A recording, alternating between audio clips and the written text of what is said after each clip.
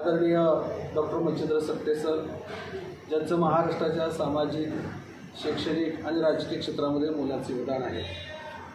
भूमिका घेण्यामध्ये त्यांचा हातखंडा आहे. तशीच भूमिका आज या ठिकाणी आम्ही संयुक्तपणे घेत आहोत. ती भूमिका म्हणजे येत्या 7 तारखेला आपल्या सातारा लोकसभा मतदारसंघाची निवडणूक होत आहे, मतदान होत आहे आणि छत्रपती शिवाजीराजेंचे सातारा गादीचे विद्यमान वारसदार माननीय छत्रपती उदयनराजे महाराज साहेब ही निवडणूक लढवत आहेत. तर आम्ही आमच्या वतीनं महाराज साहेबांना जाहीर पाठिंबा देत आहोत. खासदार उदयनराजे महाराज साहेबांना पाठिंबा देण्याचं कारण काय, तर छत्रपती शिवाजीराजेंचे ते वारसदार आहेत आणि ते असे वारसदार आहेत की सातत्यानं भूमिका घेत असतात. आपल्या मतदारसंघात आणि महाराष्ट्रामध्ये ज्यावेळेस संवेदनशील परिस्थिती निर्माण होते त्यावेळेस महाराज साहेबांनी भूमिका घेतलेली आहे. ते कधी भेदभाव करत नाहीत. मराठा, माळी, दलित, धनगर, हिंदू, मुस्लिम अशी कधी पद्धती कुठल्या प्रकारचा भेदभाव महाराज साहेबांनी संपूर्ण आयुष्यामध्ये केलेला नाही. एक सच्चा पुरोगामी नेता, सच्चा पुरोगामी वारसदार म्हणून महाराज साहेबांकडे आम्ही पाहतो. एक अभ्यासू नेतृत्व आहे, त्यांचं हिंदीवरती प्रभुत्व आहे, इंग्रजीवरती चांगलं प्रभुत्व आहे. अर्थशास्त्र, राष्ट्रीय आणि आंतरराष्ट्रीय कीर्तीच्या ज्या घडामोडी आहेत राजकारणातल्या, त्याचे देखील ते दांडगे अभ्यासक आहेत. तर एक स्वाभिमानी नेतृत्व, निर्भीड नेतृत्व, अभ्यासी नेतृत्व आणि छत्रपती शिवाजीराजेंच्या गादीचे वारसदार म्हणून त्यांचा मान आपण ठेवतो. मान ही गादीला, मत ही गादीला. का मत गादीला, तर छत्रपती शिवाजी महाराजांच्या इतिहासाचा आणि वारसा आणि वारसा त्यांनी सातत्यानं जोपासला आहे. शिवाजी महाराज आपल्या सगळ्यांचं दैवत आहे. ते केवळ एका घराण्याचं, एका जातीचं, एका धर्माचं नाही, तर आपल्या सगळ्यांचं दैवत आहे. पण या दैवताप्रती ज्या वेळेस काही अवमानकारक बाबी झाल्या त्यावेळेस महाराज साहेबांनी भूमिका घेतलेली आहे. आपल्या राज्याचे तत्कालीन राज्यपाल कोश्यारी ज्यावेळेस आक्षेपार्ह बोलले छत्रपती शिवरायांबद्दल, महात्मा फुले सावित्रीबाई फुलेंबद्दल, त्यावेळेस त्याच दिवशी, ज्या दिवशी त्यांनी स्टेटमेंट दिलं त्याच दिवशी महाराज साहेबांनी भूमिका घेतली. त्या दिवशी भूमिका घेऊन रायगडावरती देखील जाऊन महाराजांनी आंदोलन केलं. छत्रपती शिवाजीराजेंच्या समाधीच्या समोर नतमस्तक होऊन आंदोलन केलं. म्हणजे मागे हटले नाहीत महाराज साहेब. म्हणजे महाराजांचं व्यक्तिमत्व हे जात, धर्म, पंथ, प्रांत, भाषा, पक्ष या पलीकडे जाणारे व्यक्तिमत्व आहे. असं सर्वसमाज व्यक्तिमत्व म्हणजे महाराज साहेबांचं व्यक्तिमत्व आहे. आपल्या मतदारसंघामध्ये ज्या ठिकाणी काही संवेदनशील परिस्थिती निर्माण झाली, महाराज साहेब त्या ठिकाणी गेले. तिथं कुठला प्रकारचा मुलाहिजा बाळगला नाही महाराज साहेबांनी. म्हणून एक प्रामाणिक सच्च नेतृत्व म्हणून महाराज साहेबांकडे आम्ही पाहतो. आपल्याला माहिती आहे, आपण सर्वजण लहानपणापासून इयत्ता 4थीला छत्रपती शिवाजीराजांचा इतिहास शिकलो. शिवछत्रपती असं इतिहासाचं पुस्तक 40 वर्ष आपल्याकडे शिकवलं जात होतं. 40 वर्ष.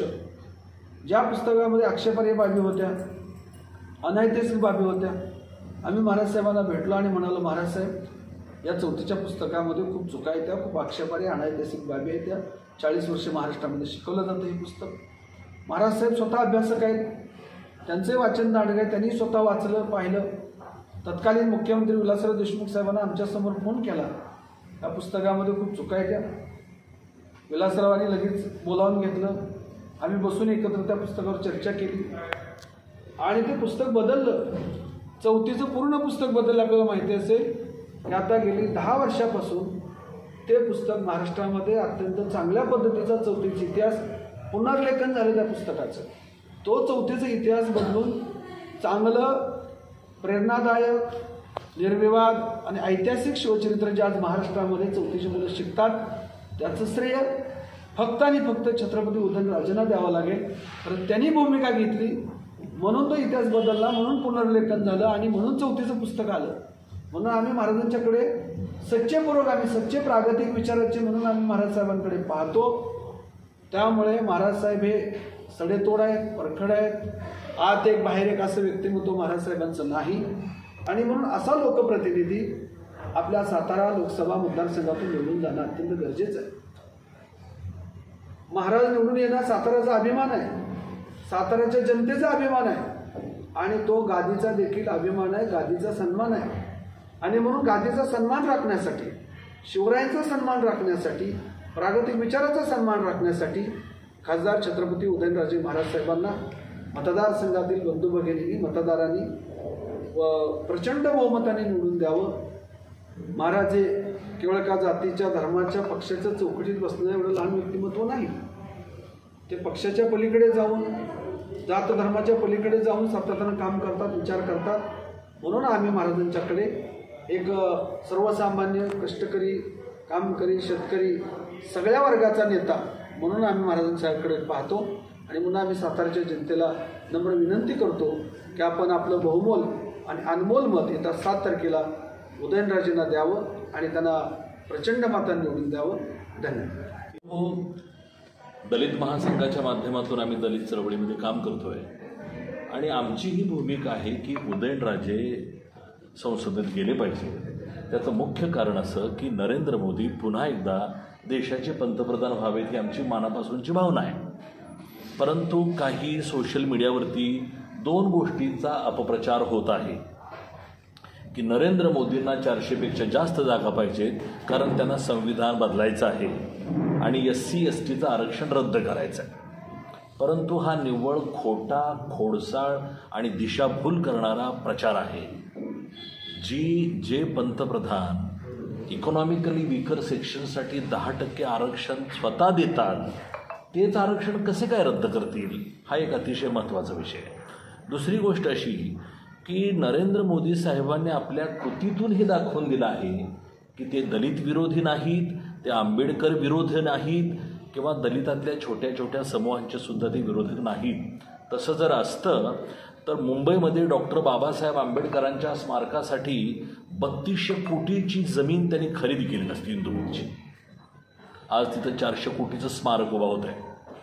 लंडनमध्ये बाबासाहेब आंबेडकर जिथं शिकत होते, शिकत असताना त्यांचं जे घर होतं ते नरेंद्र मोदींनी विकत घेतलं आहे आणि तिथं शिक्षाभूमी या नावानं बाबासाहेबांचं स्मारक केलेलं आहे. अशा कितीतरी गोष्टी सांगता येतील. मातंग समाजाबद्दल जर म्हणाल तर या सरकारनं, एकनाथ शिंदे साहेबांच्या सरकारनं आम्हाला बार्टीच्या धर्तीवर RT पाहिजे होती, RT केली. अण्णाभाऊ साठेंच्या वाटेगावातल्या स्मारकाला 25 कोटी दिलेत. अण्णाभाऊंच्या मुंबईतल्या चिरागनगरच्या स्मारकाला 305 कोटी रुपये दिलेत. लहुजी वस्तादांचं स्मारकाचं पुण्यात भूमिपूजन झालेलं आहे. मला असं वाटतं की छोट्या छोट्या समूहाची काळजी घेणारे हे सरकार आहे.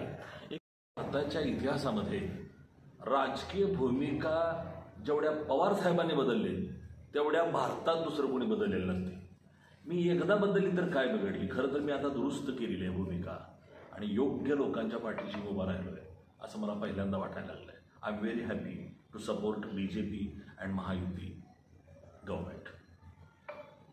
शिवछत्रपतींचे वारसदार म्हणून आणि बहुजन समाजानं तमाम मावळ्यांचे वारसदार म्हणून उदयनराजेंच्याच पाठीशी उभं राहावं असं मला वाटतंय. शशिकांत शिंदे पराभूत झाले तर काही फरक पडणार नाही, त्यांना सुद्धा वाईट वाटणार नाही. मी अगदी अंतकरणापासून काळजातनं बोलतो. उदयन महाराजांचा संबंध जर गादीशी नसता तर कदाचित आम्ही प्रेस सुद्धा घेतली नसती.